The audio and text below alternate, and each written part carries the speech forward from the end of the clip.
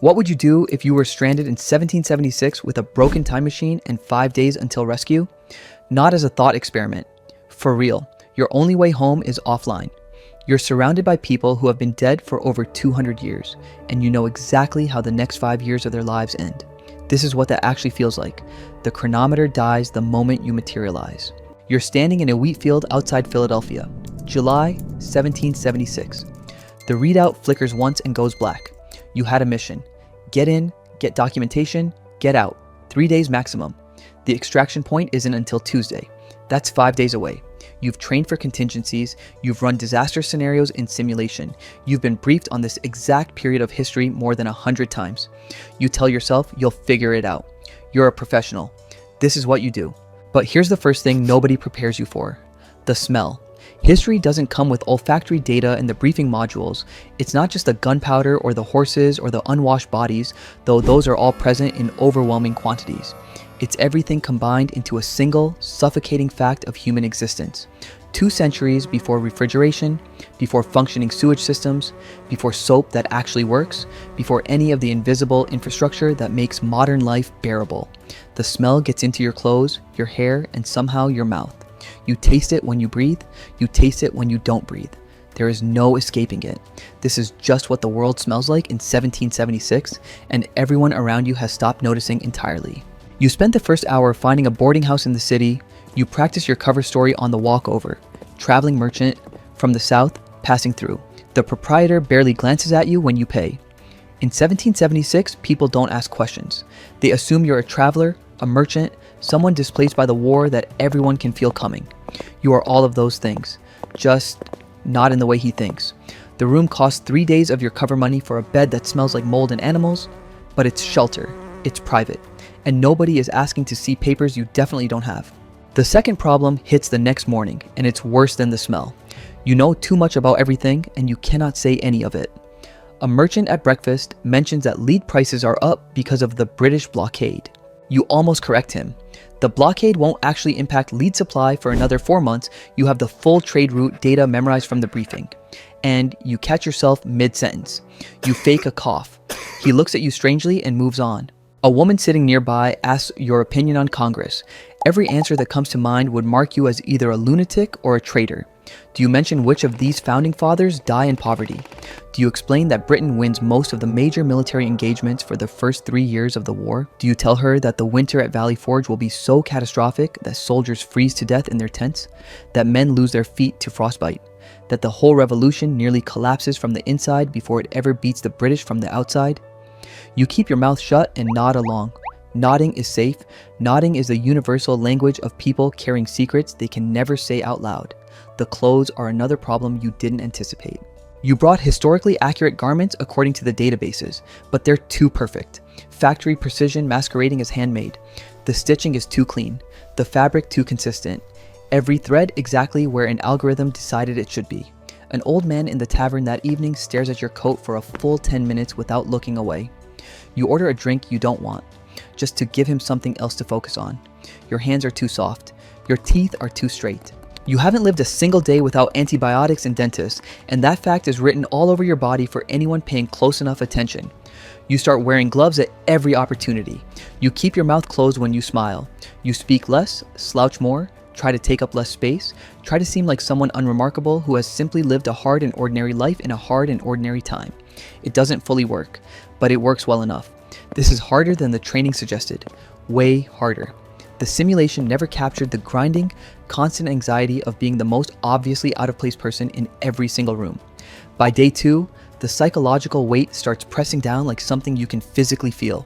You can't get coffee, you can't check your phone, you can't decompress by talking to anyone because time travel is witchcraft to these people. It's possession. It's demons.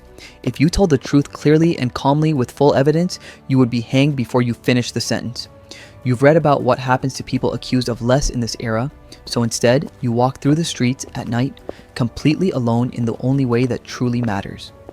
You pass children playing in the street with wooden toys that will become museum artifacts in your time, displayed behind glass with little printed placards about daily life in colonial America.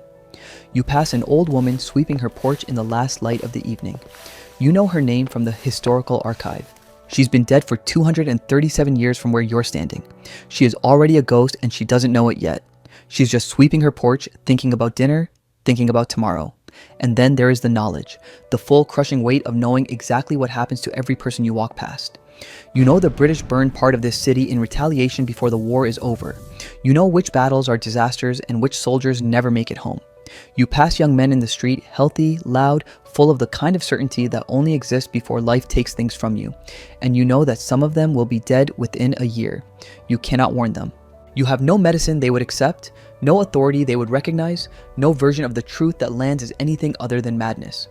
You are a ghost haunting your own species, surrounded by thousands of people and completely, structurally, permanently alone. Day 4, 24 hours from extraction.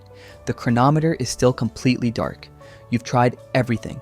Let it rest. Cleaned the contacts, run the full reset procedure 3 separate times, entered the failsafe activation code from memory. Nothing. The device that is supposed to be military grade, redundant, built for exactly this kind of field deployment, sits in your pocket like a smooth black rock.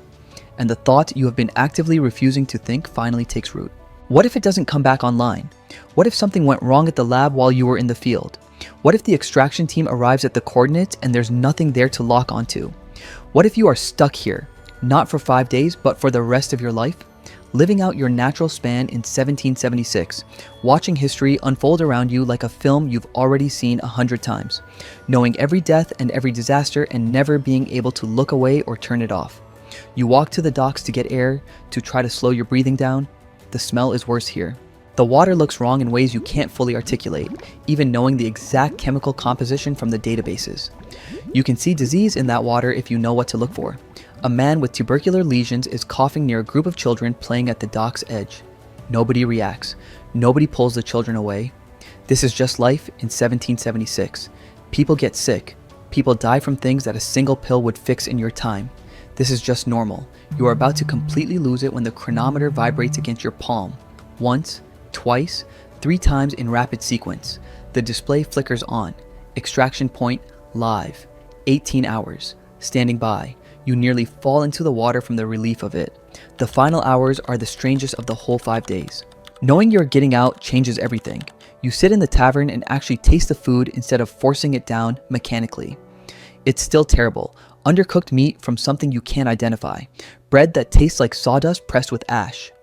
Ale, that's marginally safer than the water, but tastes like a basement that's been sealed shut for years. You eat it anyway, and you are almost grateful for it. You watch a group of young men argue about independence, about liberty, about what kind of country this could become if they win. They are passionate in the specific way that people are passionate when they believe the outcome is still undecided, when they believe their words are doing something real. You know exactly how it resolves. You know which side wins and how long it takes and at what cost.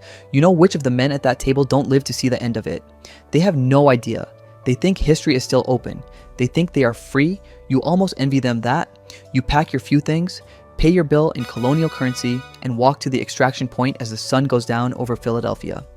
And here is the thing nobody told you about. 1776. It's beautiful. The evening light is gold and completely unfiltered.